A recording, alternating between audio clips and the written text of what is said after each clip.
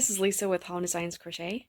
This is a close-up look at my latest design. This is a rectangular version of my textured Fair Isle Afghan. So this is the rectangular textured Fair Isle Afghan. And it has very similar stitch pattern to the original Fair Isle blanket, which I came out with about a month ago. That one was worked in rows, so this one's worked in the round, and it can be made to any size.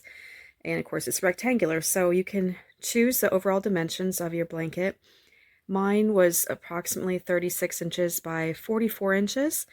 And the way that you determine the sizing, the difference between the width and the length, is by deciding how long you want your starting row to be. So the length of your starting row determines the difference between the length and the width of your blanket. So you can make any dimensions for this blanket, any rectangular size that you'd like. And I again worked with these Caron yarn cakes that I had, Caron cakes.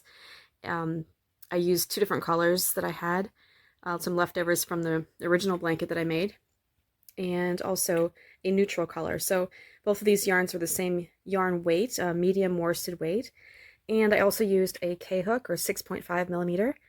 And also for this one I used a stitch marker to keep track of my on-worked yarn as I was changing colors. So this one works up pretty quickly. It is simply a 2-round repeat. And again, it works up quickly, especially because you're beginning at the center, so you do see some immediate satisfaction, I guess, with making it. And it gets big quite quickly. And this one is also in the 2026 Afghan Club, so I'm including it as a bonus pattern in the Afghan Club. So that will have 13 total patterns in it this year, and this is one of those designs. So check it out if you're interested. Also available, of course, separately on Ravelry or on Etsy.